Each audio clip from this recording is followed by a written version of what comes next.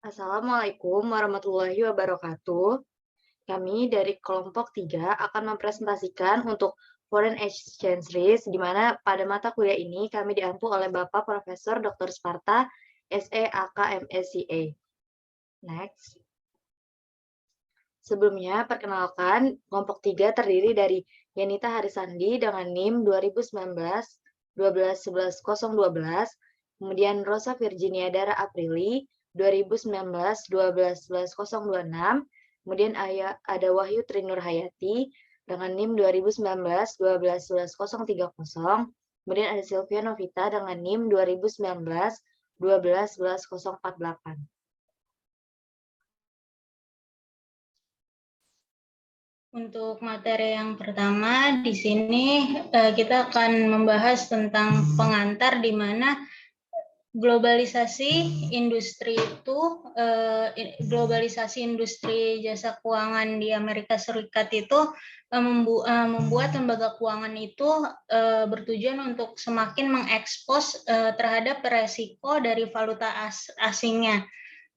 Nah, resiko dari foreign exchange ini dapat terjadi sebagai akibat dari perdagangan mata uang asing, di mana nantinya akan membuat suatu pinjaman mata uang asing, seperti contohnya itu pinjaman di dalam pound kepada suatu perusahaan, lalu membeli sekuritas yang diterbitkan di luar negeri seperti obligasi emas, mata uang terhadap pound Inggris atau suatu obligasi dari pemerintahan Jerman, yaitu obligasi euro, atau bisa juga menerbitkan utang di dalam mata uang asing seperti sertifikat pound, di mana nantinya akan dapat dijadikan sebagai sumber dana.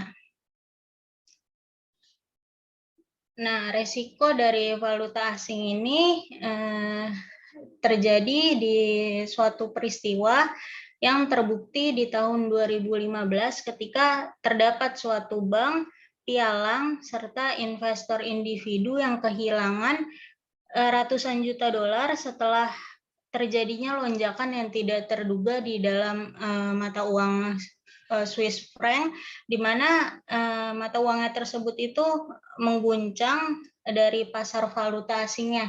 Nah, Swiss franc ini melonjak hampir 30% terhadap euro dan 18% terhadap dolar di dalam beberapa menit setelah terjadi keputusan dari Bank Nasional Swiss untuk menghentikan pembatasan dari nilai franknya tersebut terhadap euronya. Nah, di sini Citigroup dan Deutsche Bank ini masing-masing itu kehilangan sekitar 150 juta USD karena apresiasi dari franknya tersebut. Nah, Barclays di sini itu memperkirakan suatu kerugian yang mencapai puluhan juta dolar.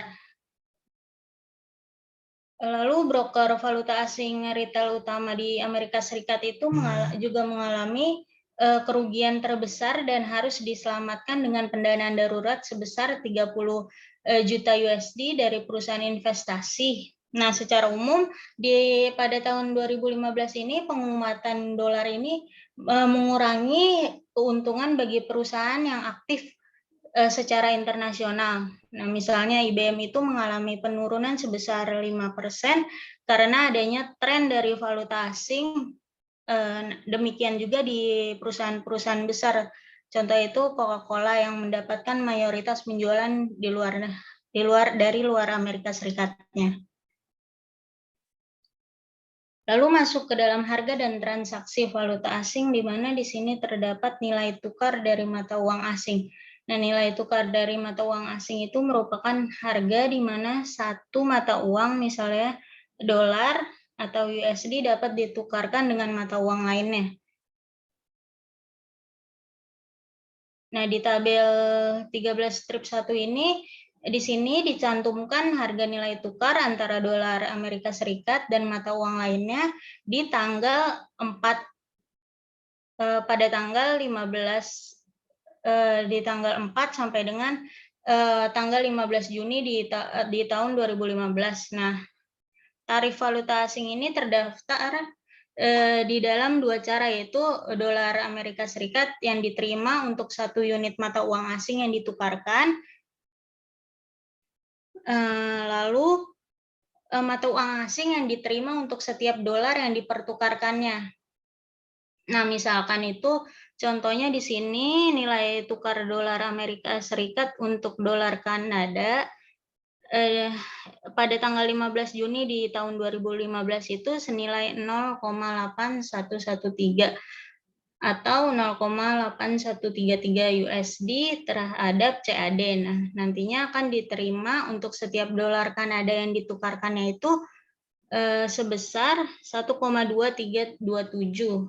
Nah, sebaliknya juga jika nilai tukar dolar Kanadanya nantinya ingin diubah menjadi mata uang dolar Amerika Serikat. Nah, nilai tukar yang tercantum di tabel 13 strip 1 ini semuanya itu melibatkan pertukaran dolar Amerika Serikat untuk mata uang asing. Nah, secara historis, pertukaran sejumlah uang ke mata uang yang berbeda itu nantinya mengharuskan pedagang untuk terlebih dahulu mengubah uang mereka menjadi dolar Amerika Serikat. Nah, nantinya mereka baru bisa mengubah mata uang tersebut ke dalam mata uang yang mereka inginkan. Nah, tetapi baru-baru ini adanya perdagangan lintas mata uang yang memungkinkan pedagang mata uang untuk melewati langkah awal untuk mengkonversi ke dolar Amerika Serikat. Nah, jadi dia langsung bisa mengkonversikan mata uangnya tersebut ke dalam mata uang yang mereka inginkan tanpa harus mengkonversi ke dalam dolar.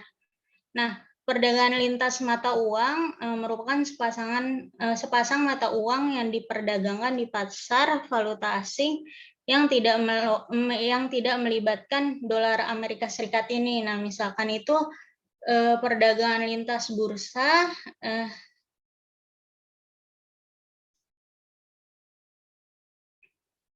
perdagangan lintas bursa terhadap pound sterling dan Japanese yen itu dibuat untuk memungkinkan individu di Inggris Raya dan Jepang yang tidak mengkonversi uang mereka ke dalam mata uang asing melakukan transaksi tanpa harus menanggung biaya konversi terlebih dahulu ke dolarnya tersebut. Nah, untuk selanjutnya masuk ke dalam transaksi valuta asing di mana ada dua tipe dasar dari kurs valuta asing, yaitu tanggal penyelesaian spot dan tanggal penyelesaian terhadap forward-nya. Nah, transaksi valuta asing forward itu merupakan pertukaran dari mata uang pada nilai tukar tertentu atau nilai tukar forward yang dapat diselesaikan pada tanggal tertentu di masa depannya, seperti yang diilustrasikan di gambar berikut, di mana di sini tempat transaksi valuta asing itu melibatkan suatu penyelesaian yang langsung atau suatu pertukaran mata uang pada nilai tukar saat ini atau pada harga spotnya. Nah, transaksi spot biasa itu dilakukan melalui divisi falas di mana atau juga bisa dilakukan di dealer falas bukan bank. Nah, misalkan yaitu misalnya terdapat seorang investor dari Amerika Serikat yang ingin membeli pound Inggris melalui bank lokal di tanggal 15 Juni 2015. Pada dasarnya itu dia memiliki dolar yang ditransfer dari rekening banknya ke rekening dolar penjual pound. Nah, pada tingkat tersebut 1 US dollar itu per poundnya itu 0,6409. Nah, lalu pada saat bersamaan poundnya tersebut ditransfer ke dalam rekening penjual ke rekening yang ditunjuk oleh investor di Amerika Serikat tersebut. Nah, jika dolar terdepresiasi nilainya itu relatif terhadap pound, misalnya itu 1 USD itu per poundnya 0,6328.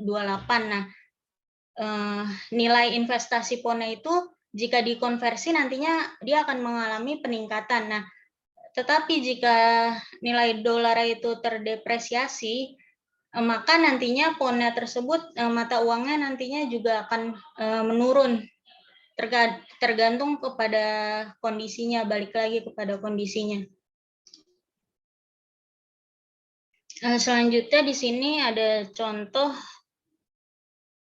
untuk menghitung efek dari depresiasi atau penyusutan atau apresiasi dari nilai mata uang. Di sini pada tanggal 15 Mei 2015, nilai tukar Amerika Serikat, dolar Amerika Serikat untuk pound Inggris yaitu 1,5528. Nah, sekarang di tanggal 15 Juni di tahun 2015, Buick di sini membuat dolar mata uangnya itu senilai 55.000 USD selama periode tersebut. Nah, di sini ditanyakan apakah dolar Amerika Serikat itu terapresiasi atau terdepresiasi nilainya terhadap poundnya tersebut, apakah lebih murah atau lebih mahal bagi warga negara Inggris untuk membeli mobil pada saat mengkonversi poundnya itu ke dalam dolar Amerika Serikat di tanggal 15 Juni 2015. Lalu berapa keuntungannya atau kerugian jika warga negara Amerika Serikat, warga negara Inggris ini membeli mobil tersebut jika menunggu pada tanggal 15 Juni. Nah, di sini dapat kita lihat nilai tukar pound sterling Inggris untuk dolar Amerika Serikat itu di tanggal 15 Juni 2015 itu 1,562. Nah, dolarnya ini, dolar Amerika Serikatnya ini telah terdepresiasi nilainya terhadap poundnya tersebut. Nah, pada harga pembeliannya itu di tanggal 15 Mei, jika membeli di tanggal 15 Mei, maka nantinya warga negara Inggris ini akan membutuhkan 55.000 USD dibagi dengan 1,5528. Didapat jadinya 35.420 untuk membeli mobilnya tersebut. Nah, sedangkan jika warga negara Inggris itu menunggu pada tanggal membelinya itu tanggal 15 Juni, maka mata uang yang dikeluarkan itu nantinya 55.000 dibagi dengan 1,5602. Dapatnya dari sini hasilnya itu 35.252 untuk membeli mobilnya tersebut. Nah, karena dolar tersebut terdepresiasi relatif terhadap pound Inggris, nah mobil buatan Amerika Serikat ini nantinya akan menjadi lebih murah untuk dibeli warga Inggrisnya tersebut. Untuk keuntungannya sendiri itu sebesar 168 USD. Dihasilkan dari 35.420 dikurang dengan 35.252 euro.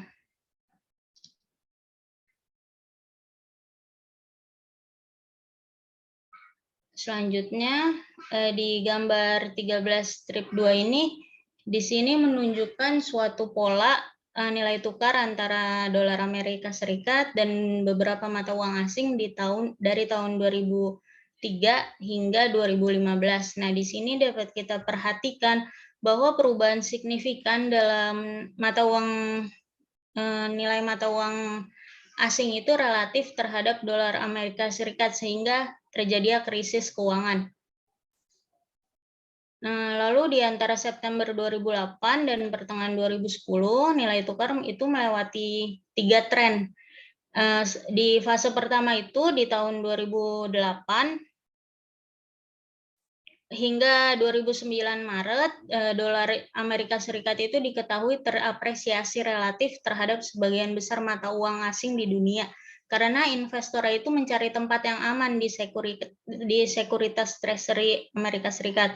Nah, lalu untuk fase yang kedua dari tahun 2009 sampai November 2009, sebagian besar apresiasi dolar itu relatif terhadap mata uang asing itu dia berbalik arah karena kepercayaan dari investornya tersebut. Nah, lalu di pada bulan November dan Juni itu dolar itu menguat terhadap euro. Nah, di tengah kekhawatiran tentang euro karena pada saat itu terdapat masalah di negara Uni Eropa. Nah, dari Juni 2010 sampai Agustus 2011 terjadi kekhawatiran tentang Eropa. Nah, dan pemerintahan Amerika Serikat dia itu berjuang untuk meloloskan perundang-undang yang memungkinkan dapat meningkatkan platform utang nasional yang nantinya akan memungkinkan negaranya untuk menghindari potensi gagal bayar dari utang negara Amerika Serikat. Nah, dolar terdepresiasi terhadap banyak mata uang asing itu sampai kenaikan platformnya itu disahkan pada tanggal 2 Agustus, meskipun ada penurunan peningkatan utang di Amerika Serikat. Masuk ke dalam sumber paparan resiko dari valuta asing, di mana resiko valuta asing merupakan resiko yang disebabkan oleh perubahan kurs valuta asing di pasaran yang tidak sesuai lagi dengan yang diharapkan, terutama pada saat dikonversikan dengan mata uang domestik. Nah, cara kerja resiko dari nilai tukar ini, resiko nilai tukar mengekspos berbagai perusahaan yang terlibat dalam transaksi internasional. Nah, mereka ini termaksud investor yang pertama itu investor yang berinvestasi di pasar modal. Nah, di sini adanya nilai tukar yang mempengaruhi dari tingkat pengembalian investasi yang mereka peroleh. Lalu yang kedua itu resikonya itu ekspor dari sisi eksportir dan importirnya itu. Nah, bagi eksportirnya sendiri, nilai tukarnya itu nantinya akan mempengaruhi harga produk di pasar luar negeri. Nah, sedangkan dari sisi importirnya dapat mempengaruhi harga barang luar negeri seperti bahan baku dan barang modal ketika masuk ke dalam pasar domestik. Lalu untuk yang ketiga, dari sisi perusahaan yang melakukan penerbitan surat berharga di luar negeri. Beberapa perusahaan itu mengakses pendanaan di luar negeri melalui pinjaman luar negeri atau penerbitan surat utang ketika nilai tukar perubahannya itu dapat mempengaruhi biaya untuk membayar dari interestnya atau untuk melunasi hutangnya tersebut. Nah,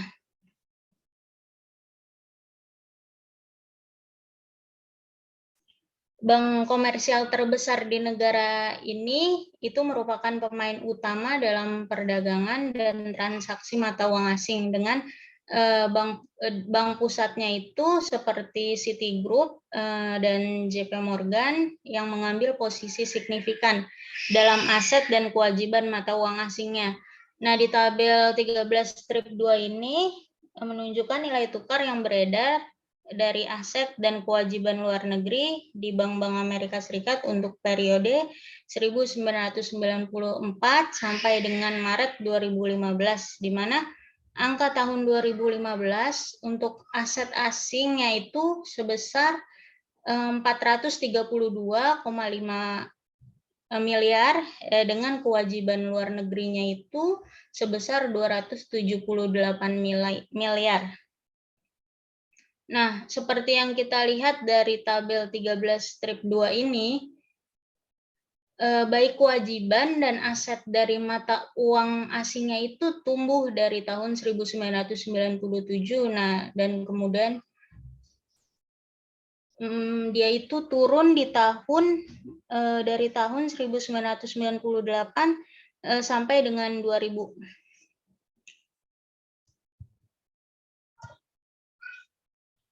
Untuk jenis resiko nilai tukar mata uang asingnya itu terdapat jadi 3.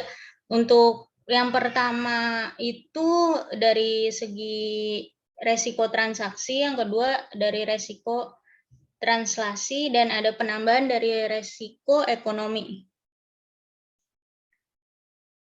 Di mana di resiko transaksi ini terdapat resiko atau eksposur transaksi, yaitu resiko yang dihadapi perusahaan ketika melakukan transaksi langsung menggunakan mata uang asing.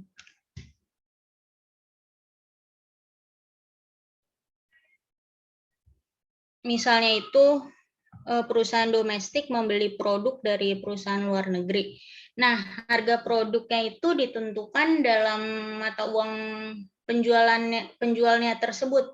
Nah, jika mata uang domestik itu terdepresiasi terhadap mata uang mitra, maka perusahaan yang melakukan pembeliannya itu harus melakukan pembayaran yang lebih tinggi dari mata uang yang mereka miliki itu. Nah, singkat ceritanya ini, depresiasi itu nantinya akan membuat produk impornya itu akan menjadi lebih mahal bagi pembelinya tersebut.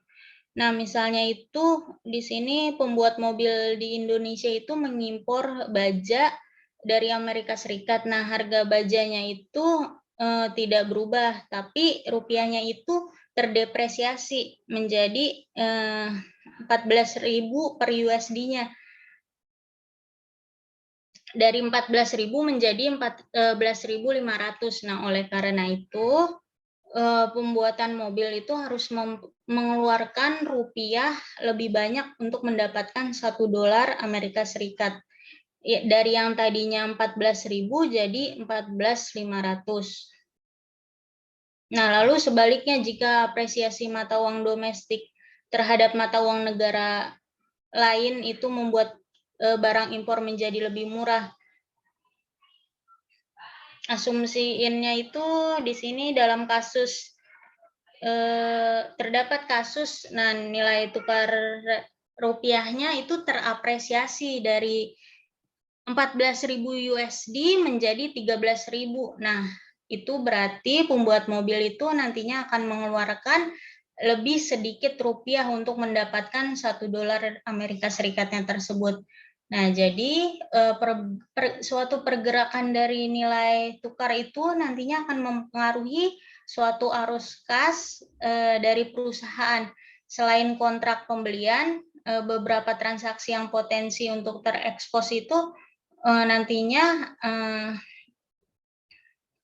akan terdepresiasi. Lalu untuk yang kedua itu ada resiko dari translasi, di mana resiko translasi ini berkaitan dengan penyajian di dalam laporan keuangan.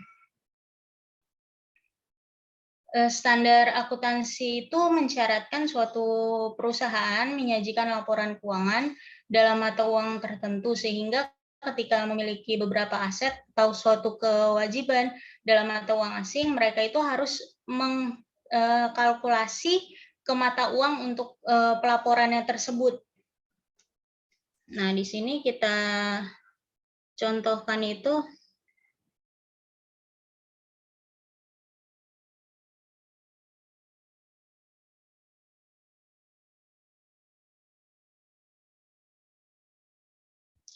Di sini kita contohkan perusahaan domestik yang memiliki anak di perusahaan luar negeri. Nah, dalam hal ini perusahaan induk itu harus menyajikan laporan konsolidasi dengan mentranslasikan akun-akun laporan keuangan anak perusahaannya tersebut ke mata uang domestiknya sesuai dengan mata uang perusahaan induknya tersebut.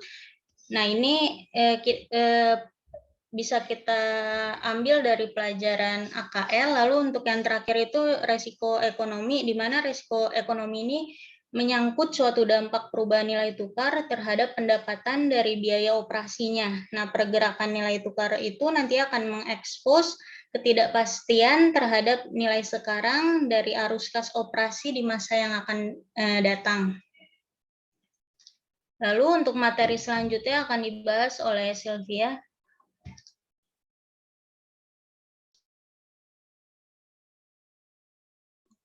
Baik, selanjutnya di sini setelah yang dijelaskan Yanita tadi, kita ketahui bahwa krisis keuangan di Asia dan Rusia pada tahun 1997 dan 1998 di Argentina dan di Argentina pada tahun 2000-an ada kemungkinan menjadi alasan penurunan aset dan kewajiban asing selama periode ini.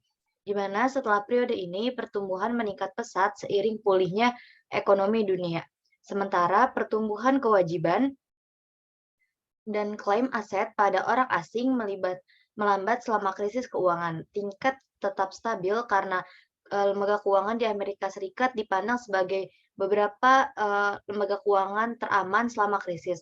Selanjutnya di tahun 1994 hingga 2000, bank-bank di Amerika Serikat ini memiliki lebih banyak kewajiban daripada klaim aset pada orang asing. Jadi, jika dolar terdepresiasi relatif terhadap mata uang asing, lebih banyak dolar yang dikonversi ke mata uang asing akan dibutuhkan untuk melunasi kewajiban dan bank-bank Amerika Serikat akan mengalami kerugian karena resiko nilai tukar mata uang asing. Namun kebalikannya terjadi pada tahun 2005 hingga 2015.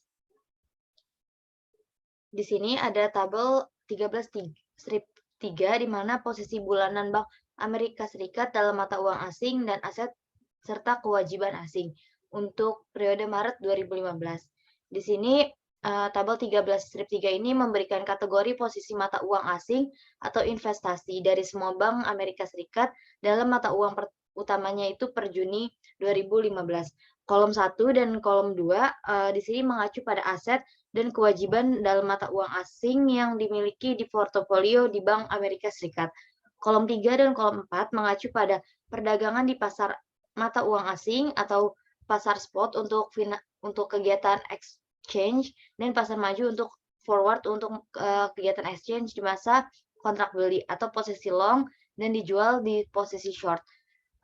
Perdagangan mata uang asing mendominasi investasi portofolio langsung, meskipun posisi perdagangan agregat tampak sangat besar. Misalnya, bank-bank di Amerika Serikat membeli di harga 2.077,24 miliar. Nah, posisi exposure keseluruhan atau bersihnya bisa relatif kecil.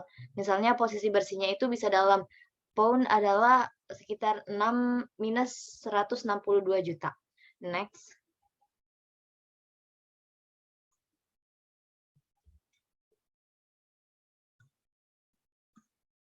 Exposure dari forex keseluruhan di dalam lembaga keuangan ini terutama dalam mata uang tertentu dapat diukur dengan bersih di posisi paparannya yang diukur dalam mata uang lokal dan dilaporkan dalam kolom 5 yang tadi pada tabel sebelumnya dari tabel 13 strip 3 di mana di sini exposure bersih itu didapat dari foreign exchange asset dikurangi dengan foreign exchange liability, kemudian ditambah dengan FX bought dikurang dengan FX sold. Nanti kita dapat net foreign asset ditambah dengan net FX bought, di mana I di sini merupakan the currency-nya. Di lembaga keuangan dapat mencocokkan aset mata uang asingnya dengan kewajibannya dalam mata uang tertentu dan mencocokkan pembelian serta penjualan dalam buku perdagangannya di dalam mata uang asing tersebut untuk mengurangi exposure bersih valuta asing ke nol dan dengan demikian menghindari resiko forex itu sendiri. Kita juga bisa mengimbangi ketidakseimbangan dalam portofolio aset kewajiban asingnya dengan ketidakseimbangan yang berlawanan dalam buku perdagangan sehingga posisi exposure bersih dalam mata uang itu akan menjadi nol. Selanjutnya, di mana perusahaan induk keuangan dapat mengumpulkan exposure valuta asing mereka lebih banyak lagi. Perusahaan induk keuangan mungkin memiliki bank komersial, perusahaan asuransi, dan dana pensiun selama di bawah 1 tahun, payung yang memungkinkan mereka untuk mengurangi exposure valuta asing bersih di semua unit. Misalnya pada bulan Maret 2015, JP Morgan Chase di sini memiliki lebih dari 25,7 miliar sekuritas derivatif valuta asing di luar neraca. Next.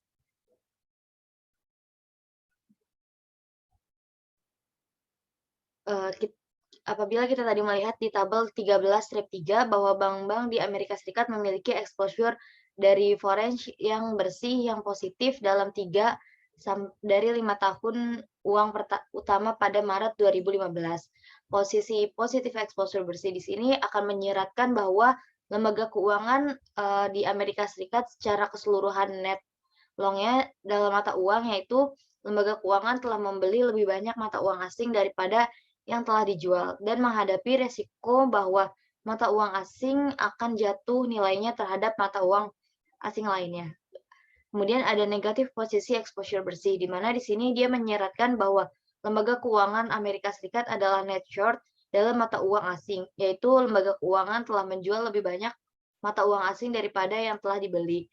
Di sini dia juga menghadapi resiko bahwa mata uang asing dapat naik nilainya terhadap dolar. Dengan demikian, kegagalan untuk mempertahankan posisi sepenuhnya seimbang dalam mata uang tertentu membuat lembaga keuangan Amerika Serikat mengalami fluktuasi nilai tukar mata uang tersebut terhadap dolar. Semakin besar volatilitas nilai tukar mata uang asing yang diberikan posisi exposure bersih, maka semakin besar fluktuasi nilai portofolio valuta asing lembaga keuangan. Di sini juga tadi telah memberikan exposure dari FX untuk Bank Amerika Serikat saja, tetapi sebagian besar lembaga keuangan non-bank yang besar juga memiliki beberapa exposure dari kegiatan transaksi luar negeri ini, baik melalui kepemilikan aset kewajiban atau perdagangan mata uang. Next.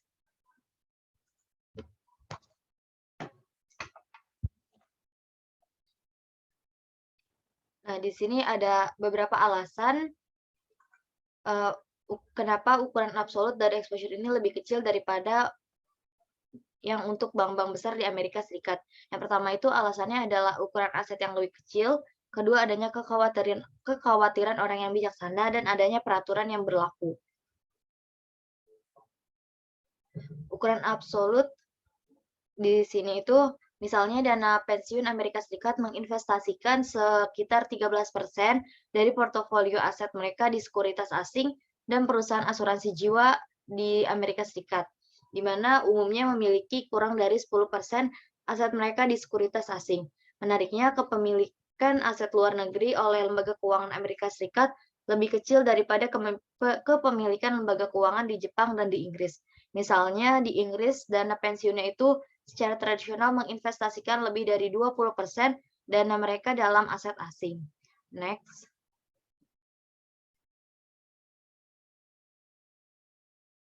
Kemudian kita akan membahas lebih rinci mengenai volatilitas nilai tukar asing dan exposure falas.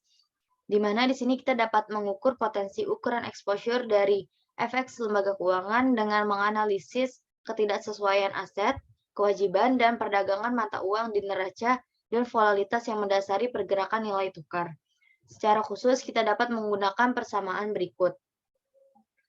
Kerugian atau keuntungan dolar dalam mata uangnya itu sama dengan exposure bersih, net exposure in foreign currency, yang diukur dengan US dollar dikali dengan shock atau volatility-nya dari dolar, kemudian dibagi dengan foreign currency exchange rate. Semakin besar exposure bersih lembaga keuangan dalam mata uang asing dan semakin besar volatilitas nilai tukar mata uang asing, maka semakin besar potensi kerugian atau keuntungan dolar terhadap pendapatan lembaga keuangan. Next.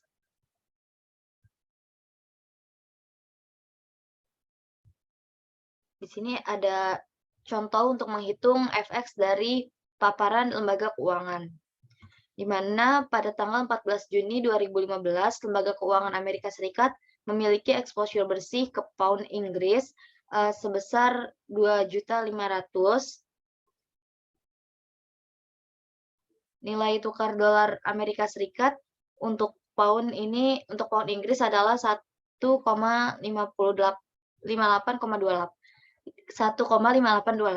Nah, di mana sekarang per tanggal 15 Juni 2015, nilai tukar pound sterling ini untuk dolar Amerika Serikat adalah berada di titik 1,56 dolar Amerika Serikat yang telah terapresiasi nilainya relatif terhadap pound.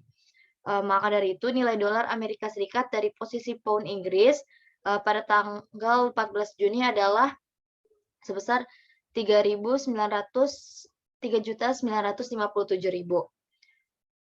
Next.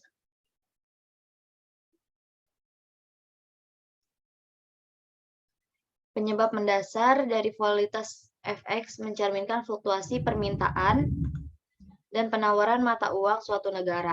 Artinya, secara konseptual nilai tukar FX seperti harga barang apapun dan akan terapresiasi nilainya relatif terhadap mata uang lain ketika permintaan tinggi atau penawaran rendah dan akan dapat terdepresiasi nilainya ketika permintaan rendah atau penawaran tinggi. Misalnya nih, selama musim panas 2011, ketika besarnya krisis Eropa menjadi jelas dan Amerika Serikat bergulat dengan default utang yang menjulang, Swiss adalah salah satu dari sedikit negara dengan sistem keuangan yang aman dan kuat serta kondisi fiskal yang aman.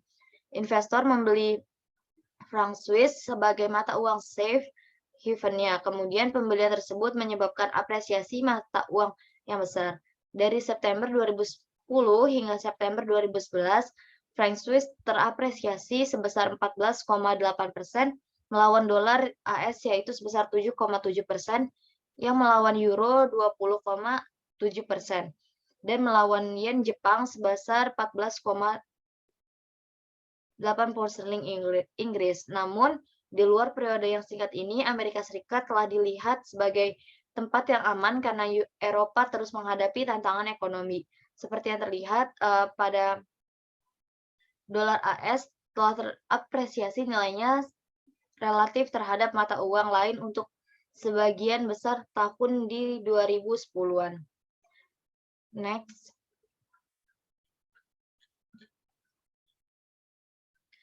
Sekarang kita masuk ke bagian perdagangan mata uang asing. Pasar FX dunia telah menjadi salah satu yang terbesar dari semua pasar keuangan. Omset perdagangan rata-rata mencapai 5,3 triliun dolar per hari dari beberapa tahun terakhir. Lebih dari 80 kali volume perdagangan harian di New York Stock Exchange, di mana dari 5,3 dolar triliun, rata-rata volume perdagangan harian di pasar valuta asing pada tahun 2014 ini sekitar 2,05 triliun dolar, atau 38,3% melibatkan transaksi spot, sementara 61,7% melibatkan transaksi forward dan lainnya. Ini dibandingkan dengan tahun 1989 di mana rata-rata volume perdagangan hariannya itu hanya sebesar 53,7%, di antaranya transaksi valuta asing spotnya sebesar 46,3%, dan transaksi forwardnya itu sisanya. Next.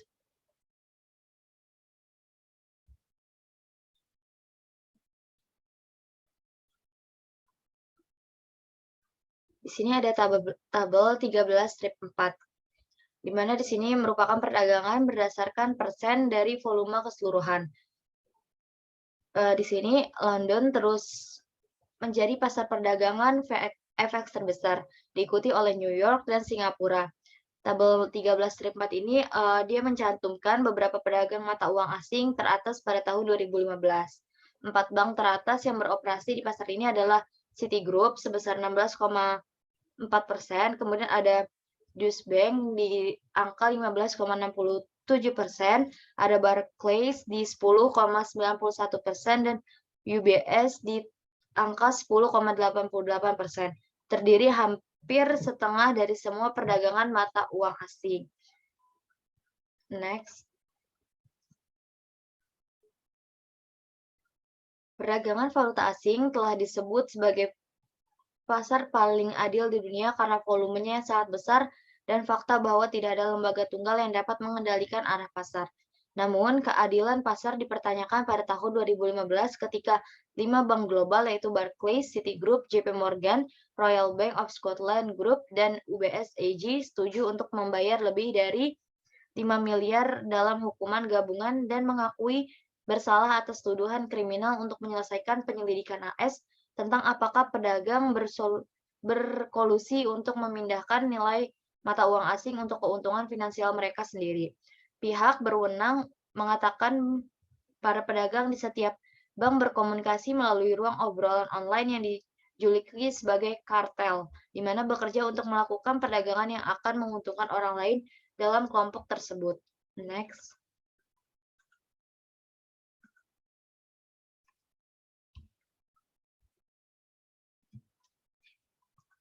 Di sini ada posisi financial inclusion di pasar falas umumnya mencerminkan 4 aktivitas perdagangan.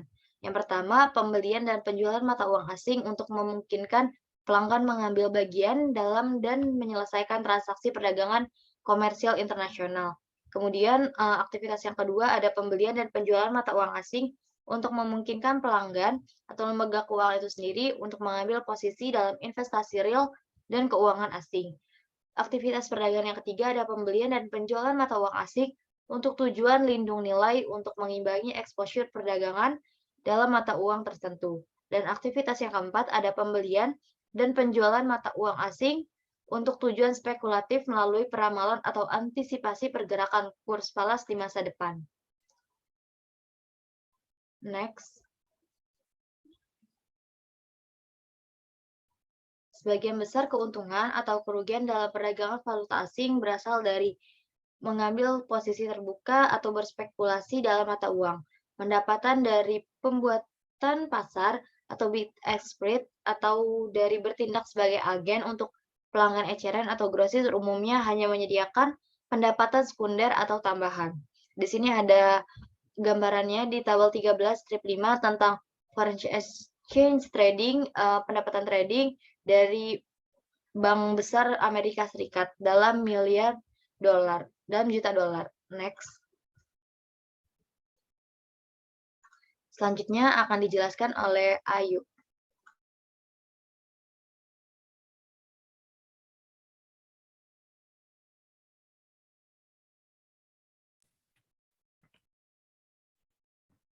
Baik, selanjutnya bakal masuk ke dalam posisi aset dan kewajiban asing. Dimensi kedua dari exposure FI ini dihasilkan dari ketidaksesuaian antara aset keuangan asing dan portofolio kewajiban keuangan asing. Seperti yang telah dibahas sebelumnya, bahwa FI long mata uang asing jika asetnya dalam mata uang tersebut melebihi kewajibannya. Sedangkan FI short mata uang asing jika kewajibannya dalam mata uang tersebut melebihi asetnya. Aset keuangan asing mungkin termasuk obligasi berdenominasi franc Swiss, sekuritas bermata emas berdenominasi pound Inggris, atau obligasi Meksiko berdenominasi peso.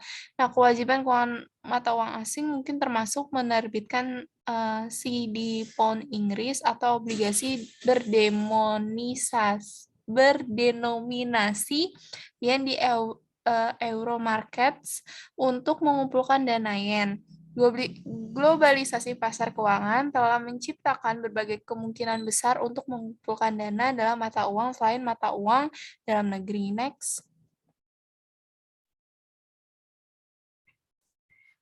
Pengembalian dan risiko investasi asing. Bagian ini membahas dimensi ekstra pengembalian dan risiko dari penambahan aset dan kewajiban mata uang asing ke portofolio LK, seperti aset dan kewajiban domestik. Keuntungan atau pengembalian dihasilkan dari perbedaan antara pendapatan kontraktual dan biaya yang dibayarkan atas sekuritas. Namun dengan aset dan kewajiban luar negeri, keuntungan ini juga dipengaruhi oleh perubahan nilai tukar mata uang asing. Next.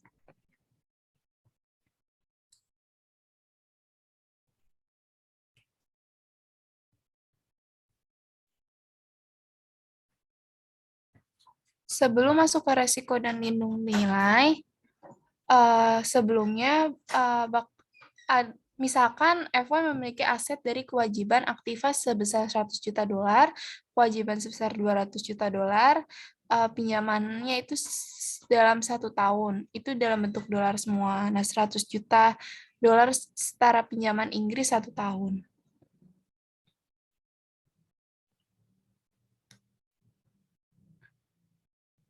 Masuk ke resiko dan lindung nilai.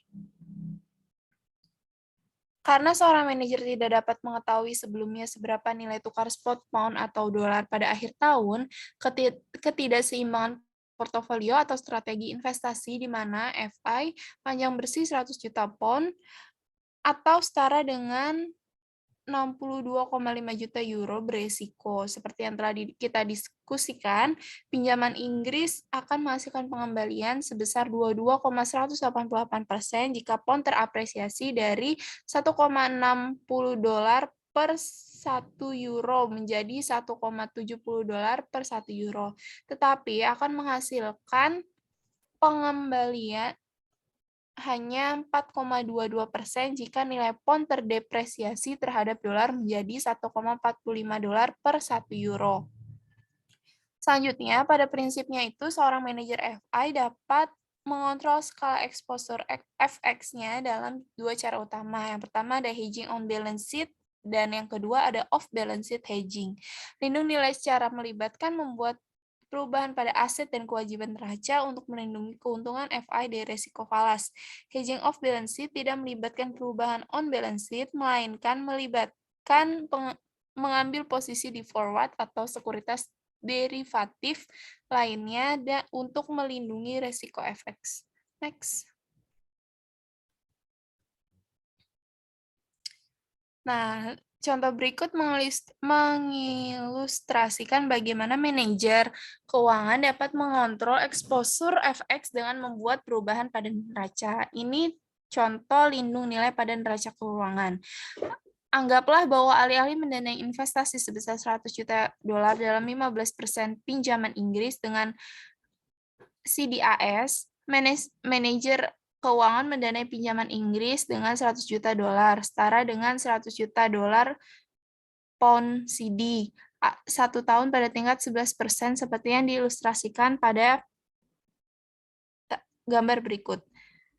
Dalam situasi ini, FI memiliki buku aset liabilitas, mata uang asing, dan jatuh tempo yang cocok. Sekarang kita dapat mempertimbangkan profitabilitas atau spread antara pengembalian aset dan biaya dana di bawah dua skenario. Yang pertama, ketika nilai pound terdepresiasi terhadap dolar dari 1,60 per 1 euro menjadi 1,45 dolar per 1 euro.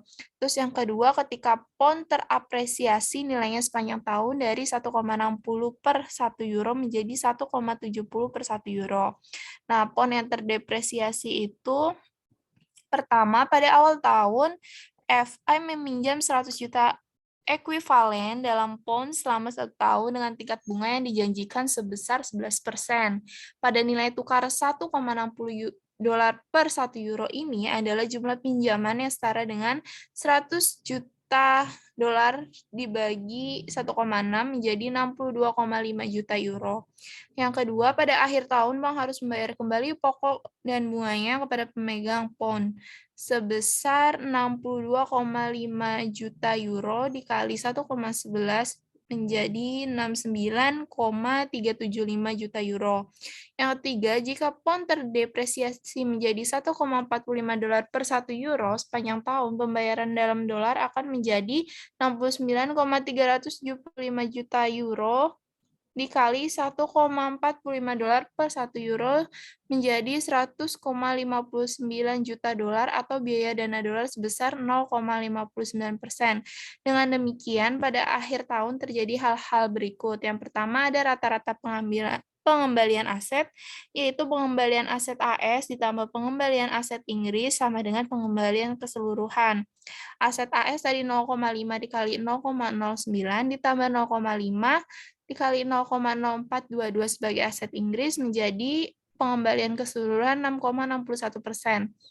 Untuk biaya dana rata-ratanya ada di biaya dana AS ditambah biaya dana Inggris menjadi biaya keseluruhan.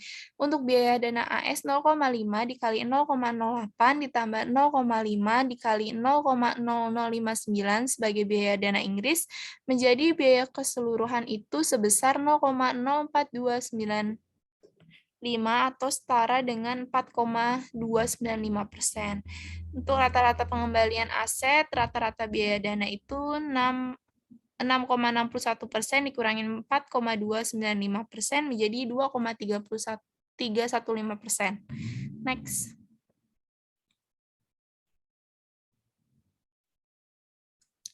Perhatikan bahwa meskipun FI menguji pengembalian positif saat mengatur exposure valuta asing bersih di neraca ke nol, pengembalian bersih masih fluktuatif. Dengan demikian, lembaga keuangan masih terekspos resiko nilai tukar mata uang asing.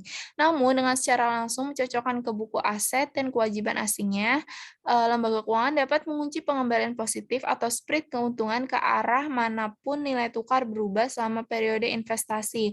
Misalnya, bahkan jika perbankan domestik Amerika Serikat adalah aktivitas laba yang relatif rendah, yaitu ada selisih yang rendah antara pengembalian aset dan biaya dana.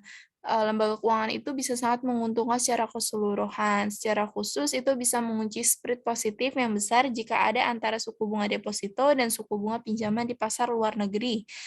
Selanjutnya dalam contoh, perhatikan bahwa agar ketidakseimbangan dalam spread domestik dan spread luar negeri berlanjut dalam jangka waktu yang lama, perusahaan jasa keuangan harus menghadapi hambatan signifikan untuk masuk ke pasar luar negeri. Secara khusus, jika modal real dan keuangan bebas bergerak, maka LK akan semakin menarik diri dari pasar AS dan mengarahkan kembali ke operasi mereka di Inggris.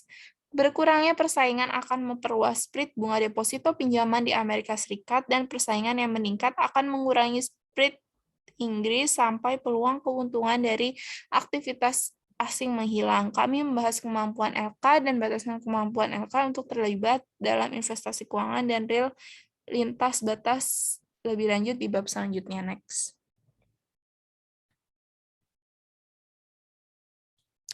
Selanjutnya, masuk ke hedging dengan forward. Alih-alih mencocokkan posisi aset asing 100 juta dolar dengan kewajiban asing 100 juta dolar.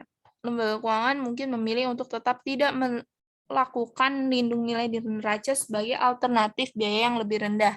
Ia dapat melakukan lindung dengan mengambil posisi di pasar forward untuk mata uang asing, misalnya pasar forward 1 tahun untuk menjual pound dengan dolar.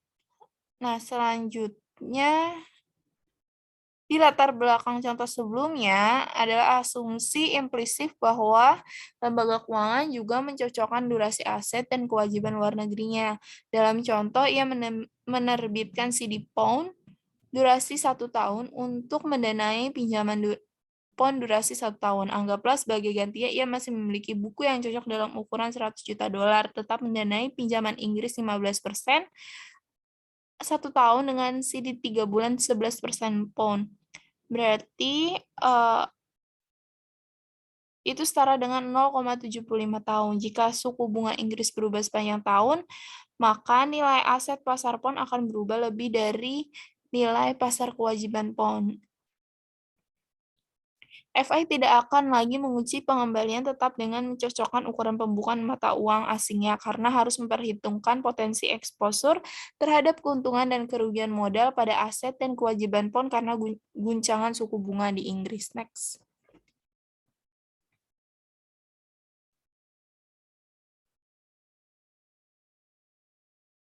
Selanjutnya akan dilanjutkan oleh Rosa.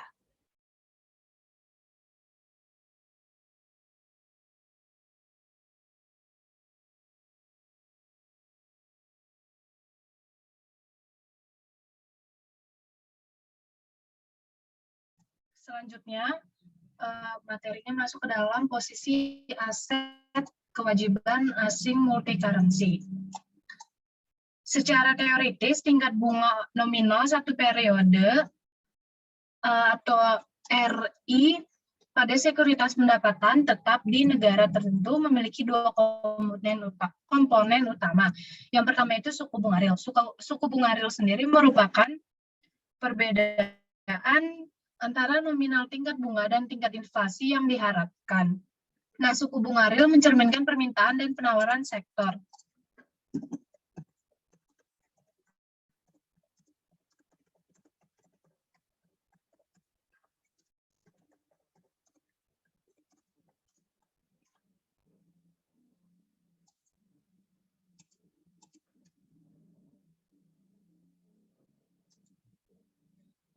Kedua, yaitu tingkat inflasi yang diharapkan mencerminkan jumlah bunga tambahan yang diminta pemberi pinjaman dari peminjam untuk mengkompensasi pemberi pinjaman atas erosi nilai pokok atau real dana yang mereka pinjamkan karena inflasi harga barang yang diharapkan selama periode pinjaman. Secara formal, untuk perhitungannya yaitu RI sama dengan RRI ditambah IE kuadrat.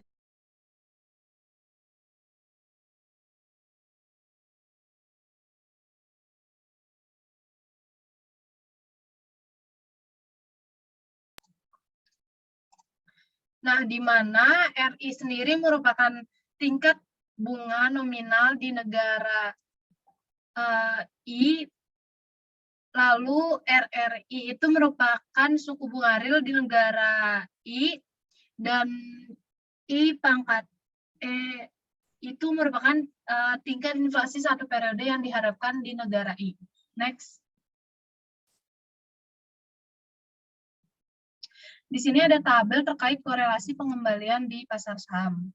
Jika tabungan real dan investasi permintaan dan tekanan penawaran serta ekspektasi inflasi terkait erat atau integrasi ekonomi di seluruh negara ada, diharapkan untuk menemukan bahwa suku bunga nominal sangat berkorelasi di pasar uang.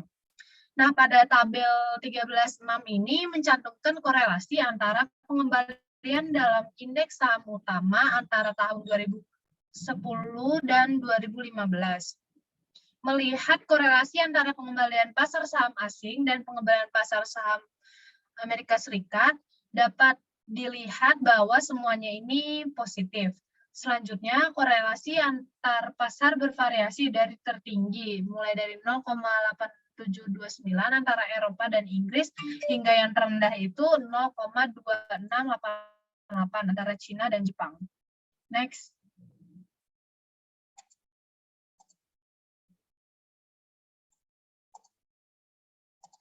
Selanjutnya terkait interaksi tingkat bunga, inflasi, dan kurs tukar. Karena pasar keuangan global menjadi saling terkait, demikian pula tingkat suku bunga inflasi dan nilai tukar mata uang asing. Misalnya, tingkat bunga domestik yang lebih tinggi dapat menarik investasi keuangan asing dan berdampak pada nilai domestik mata uang. Pada bagian ini, dapat dilihat pengaruh inflasi di satu negara terhadap nilai tukar mata uang asingnya, atau purchasing power parity atau triple P. Di sini juga akan diperiksa terkait hubungan antara suku bunga domestik dan asing dan nilai tukar mata uang asing spot dan forward atau IRP. Next.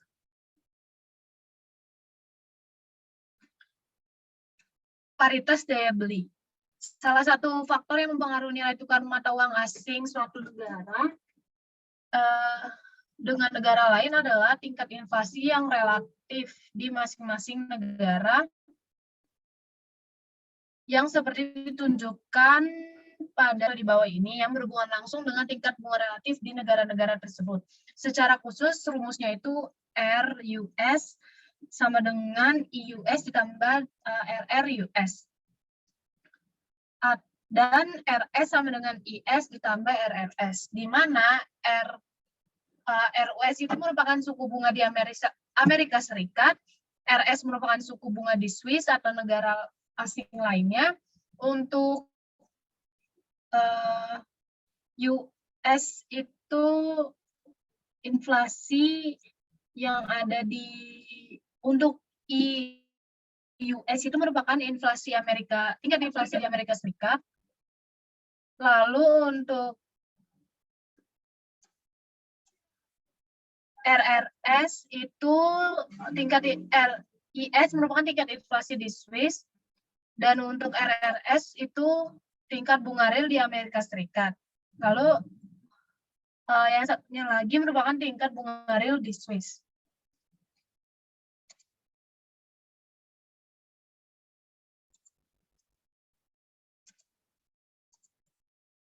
Next.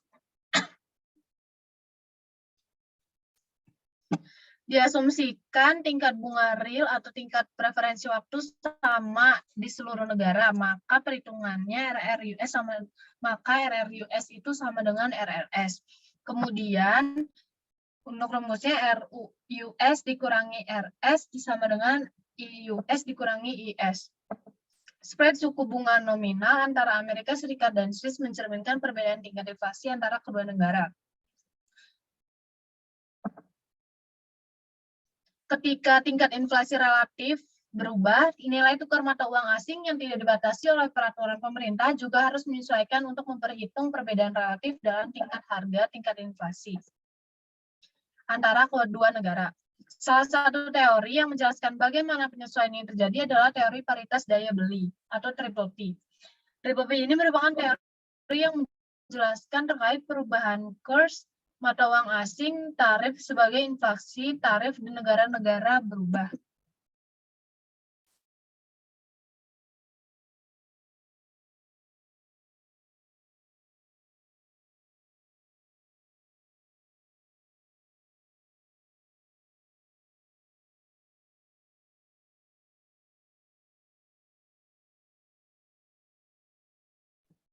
Menurut Triple P, nilai tukar mata uang asing antara dua negara menyesuaikan untuk mencerminkan perubahan tingkat harga masing-masing negara atau tingkat inflasi dan secara implisit suku bunga karena konsumen dan importir mengalihkan permintaan barang mereka dari negara dengan tingkat inflasi yang relatif tinggi ke negara dengan tingkat inflasi bunga yang relatif rendah.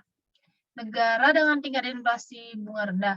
Secara khusus, teori Triple P ini menyatakan bahwa perubahan nilai tukar antara mata uang dua negara sebanding dengan perbedaan tingkat inflasi di kedua negara itu sendiri, yaitu I domestik dikurangi I foreign sama dengan total S domestik atau foreign dibagi S domestik foreign. Untuk S domestik atau foreign itu merupakan nilai tukar spot mata uang domestik untuk mata uang asing, misalnya dolar AS untuk franc Swiss. Jadi menurut Triple P, faktor terpentingnya menentukan nilai tukar adalah kenyataan bahwa dalam perekonomian terbuka, perbedaan harga mendorong arus perdagangan dan dengan demikian permintaan dan penawaran mata uang. Teori Triple P umumnya harus diterapkan hanya untuk menganalisis jangka panjang. Menurut Triple P, perbedaan harga dan hasil perubahan arus perdagangan serta permintaan dan penawaran mata uang pada titik tertentu akan menyamakan daya beli mata uang. Ini sering dapat memakan waktu beberapa tahun untuk terjadi. Next. Di sini ada contoh untuk 13.6 terkait aplikasi pembelian paritas daya. Next. Selanjutnya untuk teorema paritas tingkat bunga, hubungan spesifik yang menghubungkan nilai tukar spot, suku bunga jangka pendek, dan nilai tukar forward digambarkan sebagai teorema paritas suku bunga atau IRPT. Secara intuitif, IRPT menyiratkan bahwa dengan melakukan lindung nilai di pasar nilai tukar forward, investor menyadari pengembalian yang sama baik berinvestasi di dalam negeri maupun di luar negeri. Ini adalah apa yang disebut hubungan arbitrage dalam arti bahwa investor tidak dapat membuat pengembalian bebas risiko dengan mengambil posisi offset di pasar domestik dan luar negeri. Artinya, pengembalian dolar yang dilindungi nilai atas investasi asing sama dengan pengembalian investasi domestik. Kesetaraan akhirnya antara biaya dana domestik dan pengembalian aset asing yang dilindungi nilai atau IRPT dapat dinyatakan sebagai 1 ditambah R pangkat D UST sama dengan 1 dibagi ST dikali 1 ditambah RL dikali FT. Tingkat investasi AS sama dengan pengembalian lindung nilai atas investasi asing. Di mana 1 tambah R pangkat D UST ini 1 ditambah tingkat bunga CDAS untuk FI pada saat itu. Untuk ST sendiri merupakan nilai tukar spot pada waktu itu. Untuk 1 tambah RL itu merupakan 1 ditambah tingkat bunga CD UK pada saat itu, dan FT merupakan pertukaran maju pada waktu saat itu. Next.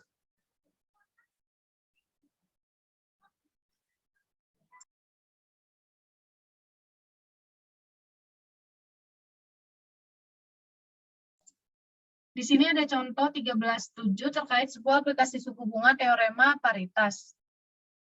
Next.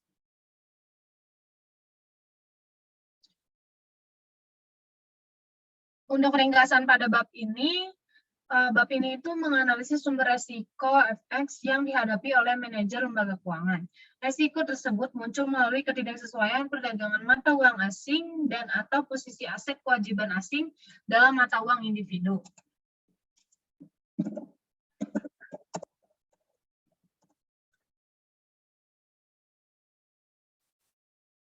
Sementara ketidaksesuaian tersebut dapat menguntungkan jika perkiraan FX terbukti benar. Hasil dan volatilitas yang tidak terduga dapat menimbulkan kerugian yang signifikan pada FI.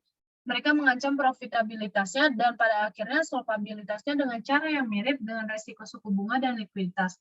Bab ini membahas kemungkinan cara untuk mengurangi resiko tersebut, termasuk lindung nilai langsung melalui pembukuan aset kewajiban asing yang sesuai, lindung nilai melalui kontak forward, dan lindung nilai melalui diversifikasi portofolio aset dan liability asing.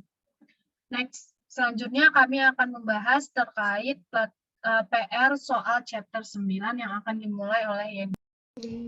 Untuk selanjutnya, kita akan membahas soal nomor 9 dari chapter 9, di mana di sini terdapat dana pensiun maksimum yang berupaya untuk mengembangkan salah satu portofolio obligasi yang dikelola. Nah, dana tersebut telah mengidentifikasi 3 obligasi yang memiliki jatuh temponya itu 5 tahun dan diperdagangkan dengan imbalan hasil hingga jatuh tempo 9%. Nah, obligasi ini berbeda dengan kupon 7%, 9%, dan 11%.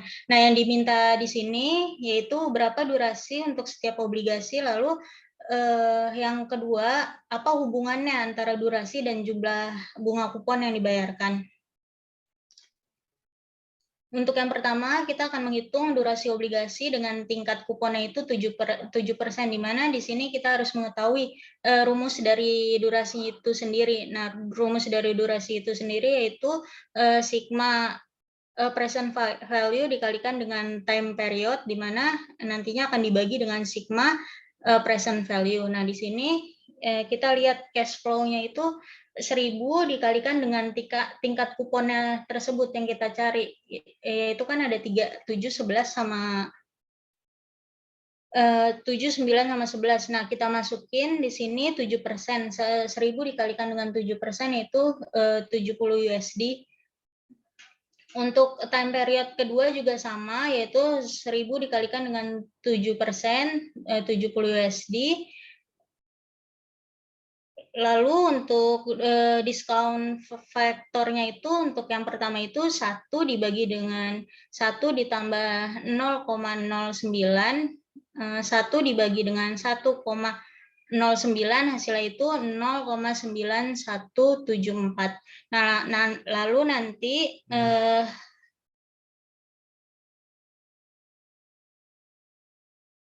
cash flow-nya itu dikalikan dengan diskon faktornya itu, hasilnya 64,22. Nah, nanti hasil dari sini dikalikan dengan time-nya, time period-nya.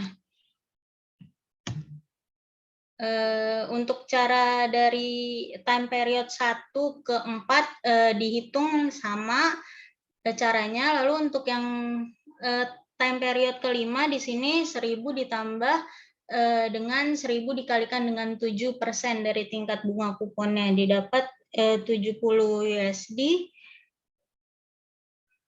Di sini 1 dibagi 1 ditambah 0,09 dipangkat 5, dipangkat 5-kan, yaitu hasilnya itu 0,6499. Nah, nanti hasil dari cash flow-nya dikalikan dengan diskon faktornya kita totalin, di sini dapat hasilnya 922,21 USD. Lalu untuk perkalian time periodnya itu kita dapat 4.019,71. Nah, durasinya kita dapat dari hasil ini dibagikan ini. Nah, hasilnya itu 4,35588. Nah, untuk kupon yang 9 caranya masih sama, namun yang membedakan itu di sininya angkanya kita rubah jadi 9%. Jadi 1000 dikalikan dengan 9%, hasilnya itu 90 USD.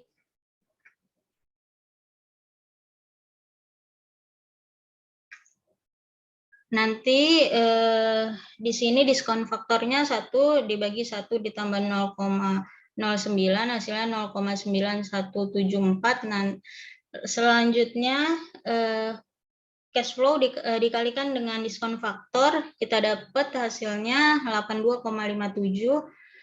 Lalu hasil ini dikalikan lagi dengan periodnya, time period. Nah, kita dapat masih tetap karena 82,57 dikali dengan 1, hasilnya masih tetap.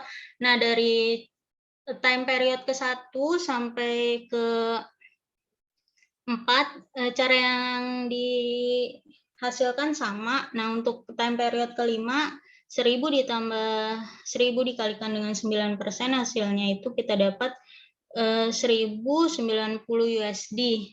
Nah, nanti kita cari DF-nya 1 dibagi dengan 1 ditambah 0,09 dipangkatkan 5, hasilnya 0,6499. Nah, nanti ini semua kita totalin, hasilnya didapat 1000, sedangkan total ini 4239,72.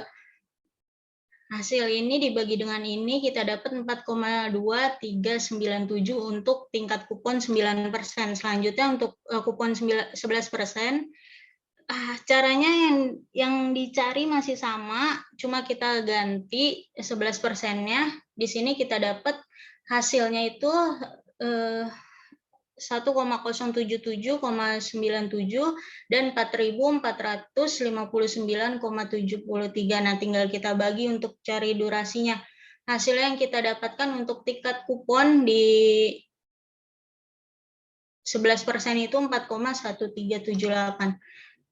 Nah, untuk pertanyaan yang kedua itu mengenai hubungan antara durasi dan jumlah bunga kupon yang dibayarkannya itu.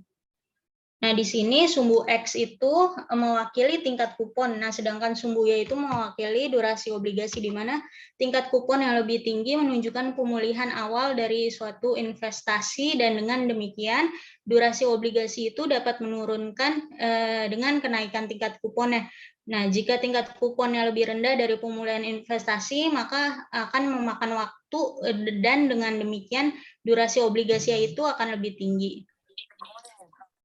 Untuk selanjutnya akan dibahas oleh Sylvia.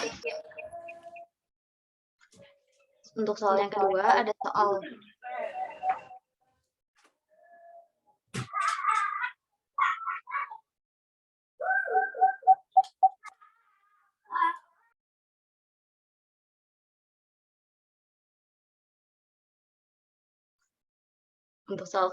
soal nomor 10 dari chapter 9. Di sini, sebuah perusahaan asuransi menganalisis 3 obligasi dan menggunakan durasi sebagai ukuran resiko suku bunga. Ketika obligasi tersebut diperdagangkan dengan imbal hasil hingga jatuh tempo 10%, memiliki nilai nominal $10.000 dan memiliki 5 tahun hingga jatuh tempo. Obligasi hanya berbeda dalam jumlah bunga kupon tahunan mereka. Yang dibayarkannya itu ada 8%, 10%, dan 12%. Diminta berapa durasi untuk setiap obligasi selama 5 tahun tersebut, dan yang B, apa hubungannya antara durasi dan jumlah bunga kupon yang dibayarkan. Next. Untuk di sini, kupon amount-nya ini rumusnya adalah par value of bond dikali dengan kupon rate. Di sini ada untuk yang tingkat durasi 8% terlebih dahulu. Untuk yang pertama, CFA itu dengan 10.000 dikali dengan tingkat bunganya, yaitu sebesar 8%. Kemudian untuk durasinya sama dengan 1 dibagi dengan 1,1.10 atau 1 dengan 10% itunya. Terus kemudian nanti dikalikan antara CF dengan DF-nya.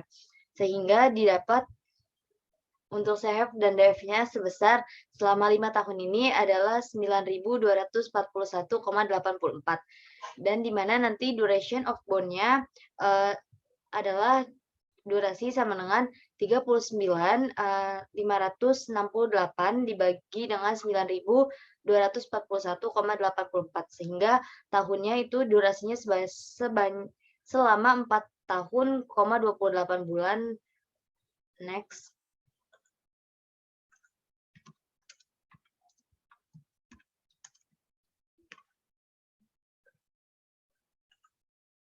Kemudian di sini untuk perhitungannya sama seperti yang sebelumnya, hanya dibedakan dalam tingkat suku bunganya, yaitu untuk yang kedua adalah dengan kupon sebesar 10%. Sehingga untuk durasinya didapat selama 4 tahun, 4 tahun, 16. Next.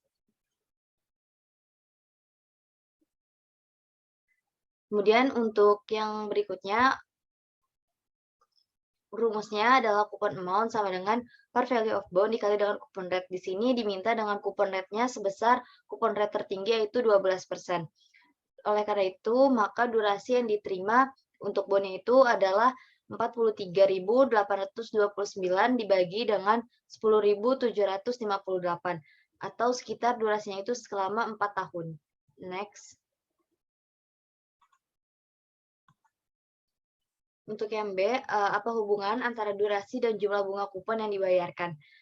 Hubungannya adalah tingkat kupon yang lebih tinggi akan menunjukkan pemulihan awal investasi dan dengan demikian durasi obligasi menurun dengan kenaikan tingkat kupon. Jika tingkat kupon lebih rendah dari pemulihan investasi akan memakan waktu dan dengan demikian durasi obligasi akan lebih tinggi. Next. Soal selanjutnya akan dibahas oleh Wahyu. Masuk soal ketiga, yaitu soal nomor 11 di chapter 9.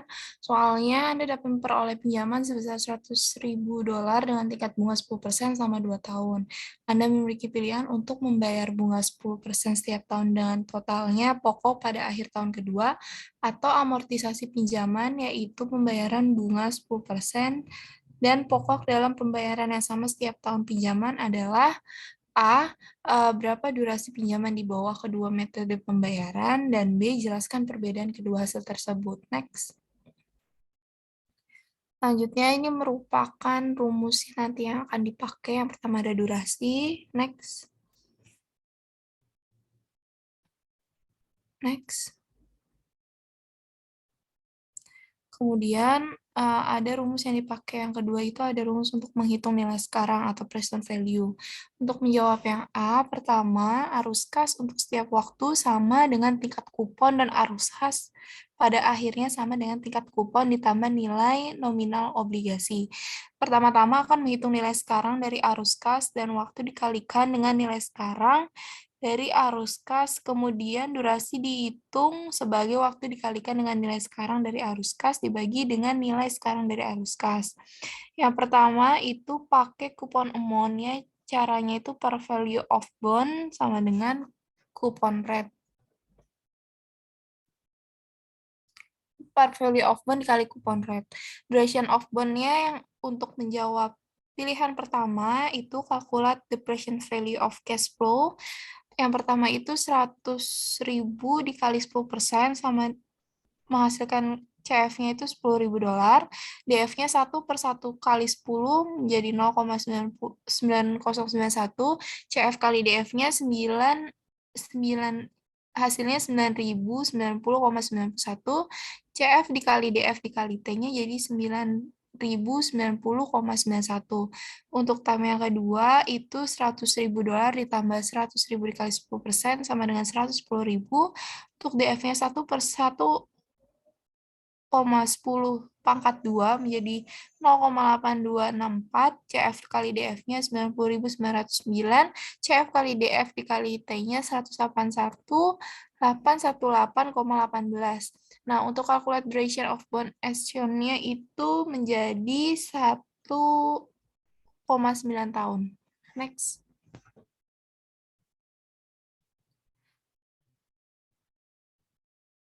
Untuk pembayaran tahunan di bawah pinjaman diamortisasi seperti yang ditunjukkan di bawah ini, itu yang pertama kita ngitung PMT-nya itu sama dengan present value dibagi 1 dikurangin 1/1 plus R per M pangkat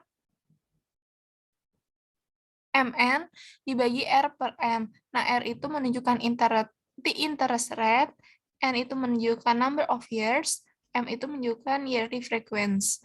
Nah, dimasukin menjadi PMT sama dengan $100.000 dibagi 1 dikurangin 1 per 1 ditambah 0,10 per 1 di pangkat 2 dibagi lagi 0,10 per 1 menjadi $57.619,5. Annual payment-nya jadi $57,61905. Next.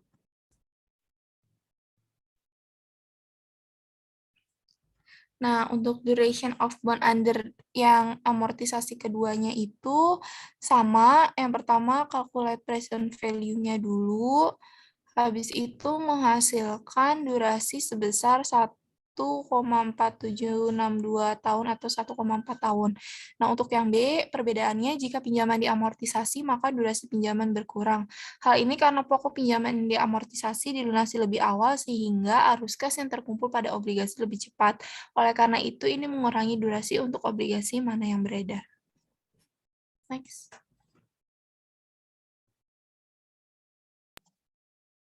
Selanjutnya masuk ke dalam soal nomor 14, chapter 9, yaitu soalnya kupon tahunan 10 tahun, 10%, obligasi sebesar $1.000 diperdagangkan dengan imbal hasil hingga jatuh tempo 8%. Obligasi tersebut memiliki jangka waktu 6,994 tahun. Pertanyaannya, berapa lama modifikasi dari ikatan ini? Yang kedua, apa nilai praktis dari menghitung durasi yang dimodifikasi? Yang ketiga, apakah durasi yang dimodifikasi mengubah hasil penggunaan durasi untuk memperkirakan sensitivitas harga? Next.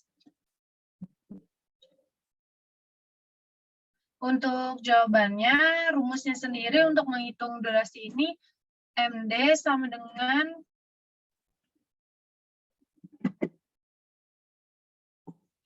D dibagi 1 tambah R.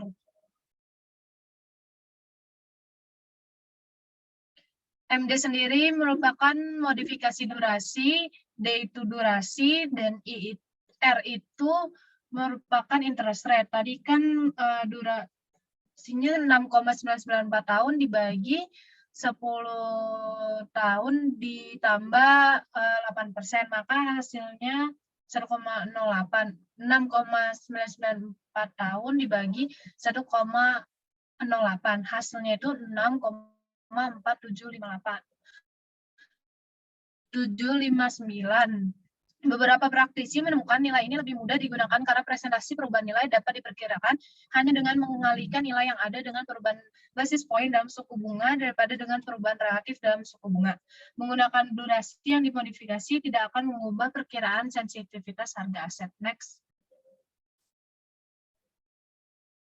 Sekian presentasi dari kelompok kami, kurang lebihnya mohon maaf. Wassalamualaikum warahmatullahi wabarakatuh.